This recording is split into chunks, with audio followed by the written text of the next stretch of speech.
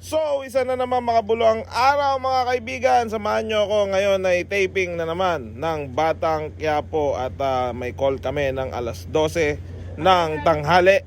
At kailangan kong bumiyahe ng maaga. Alas 10 ako umalis ng bahay. So nag-adjust ako ng 2 oras. Samahan nyo ako dito. Pero ang pinagtataka ko, ang laki ng truck na to, kalahati lang yung laman. Bakit kaya? Pero ito, ituloy na natin ang voice over na to. Nandito na tayo ngayon sa Quezon City para sa set. At sinalubong tayo ni Tropang Masipag. Salamat. At pagdating ko, ako lang mag-isa at si Mother at si Baldo. At ang una na nga natin gagawin, syempre walang iba kundi mag-almusal. Actually hindi to almusal, tanghalian na to. At ang hinain nila tropa ay sinigang na baka at pakbet, Bicol Express, kanin at panghimagas na tsokolate. So kain muna tayo guys.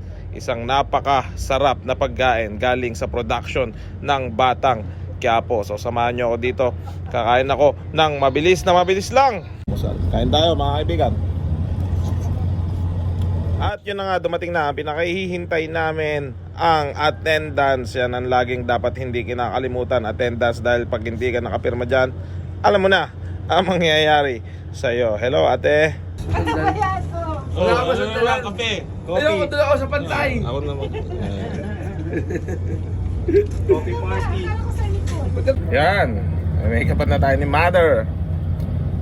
At syempre, pagkatapos nating kumain, papa-makeup na tayo syempre para hindi naman masyadong pangit. Yan. Linisin muna natin yung mga nasa mukha natin. Tanggalin natin yung oil. At nag-uusap-usap na nga kami tungkol sa mangyayaring event ng Flip Top. Ano masasabi nyo sa lineup ng Ahon? Pero wag nyo muna sabihin. Ahon, puta ina. Walang asden. Baka nyo, gago. Mamaw yun. Ito si Pistol, mamaw din ng kalaban na ito. Alabang ko Kaya mamo. naiiwan ko yung ano ko. Kasang tama ako. Yung passbook ko pala nasa computer ko po. Nag-withdraw lang passbook ang puta. Excited pa ako. Kaya masabi mo nga pila. Oo. Eh, konti. Pagtingin ko, hindi ko pala dala yung baso. Sabado pa bukas.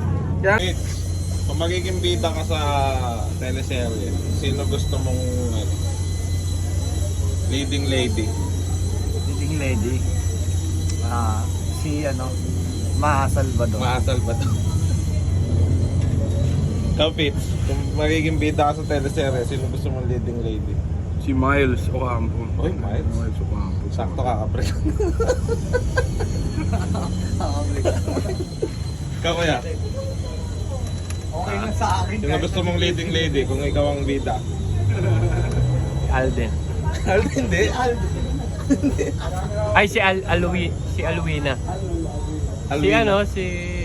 Ariana? Hindi, Alwina nga eh. Yung... Angel Locsin. Kala ko si Joyce Jimenez. Wala na eh, Okay lang nasa sa Amerika akin na eh. kahit si Joyce Jimenez. Nasa Amerika. At yun na nga, sinabihan na nga kami na on the set na kami. Kailangan na namin maganda para sa aming darating na sequence. Eto na. So nakikita nyo, naghahanda na sila Jacobe at Samonte para sa paparating naming sequence. Alam nyo na kung ano ang nangyari sa Batang Quiapo. Nasa kote ang Tondo Gang. Anong gentle kidlat? Gusto mo bang makakita ng dragon? Dragon na may tatong sisiw. Ano ba? Sige kapatid ko, ipakita mo yung dragon na may tatong sisiw sa kanya. Siya, gusto ko yan.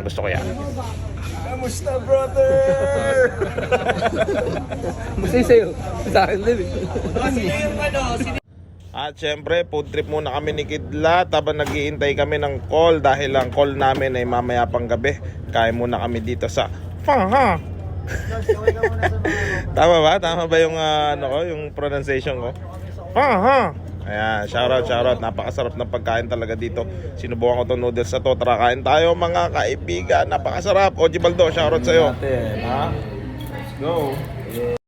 So yun lang mga kaibigan. Maraming salamat sa pagsama sa akin buong araw. Kita-kits tayo.